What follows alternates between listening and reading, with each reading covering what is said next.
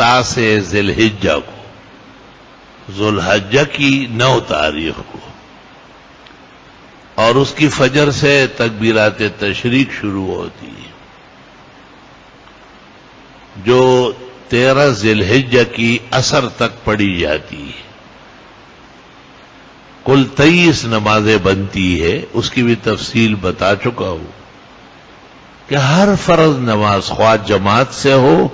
یا اپنی کوئی پڑھ لے، اس پر ایک دفعہ بلند آواز سے اللہ اکبر اللہ اکبر، لا الہ الا اللہ اللہ اکبر، اللہ اکبر وللہ الحمد۔ جن کی رکعتیں چھوٹ جاتی ہے جماعت سے، وہ جب چھوٹی ہوئی رکعتیں پڑھ لے اور سلام پھیر دے، فوراً پڑھے اللہ اکبر اللہ اکبر، لا الہ الا اللہ اللہ اکبر، اللہ اکبر وللہ الحمد۔ اگر کوئی شخص جماعت کے بجائے اپنی نماز پڑھ لے، جماعت اس سے بالکل ہی چھوٹ جائے، جیسے ہی سلام پھیرے نماز سے تو بلند آواز سے کہے اللہ اکبر اللہ اکبر، لا الہ الا اللہ اللہ اکبر، اللہ اکبر وللہ الحمد۔ مفتابہی قول علی الصاحبین وہ یہ ہے کہ خواتین بھی پڑھے گی، اور وہ بھی ہر فرض نماز کے بعد تکبیرات تشریق کہے گی اللہ اکبر اللہ اکبر، لا الہ الا اللہ اللہ اکبر، اللہ اکبر وللہ الحمد، لیکن وہ آہستہ کہے گی۔ مرد جہر کریں گے، جہر یہ کہ آپ کے ساتھ والا سنے، اور آہستہ یہ کہ ساتھ والا نہ سنے، صرف آپ پڑھے اور آپ سنیں۔ تو خواتین پر ایک واجب ہے تکبیرات تشریق، 9 ذی الحجہ کی فجر سے لے کر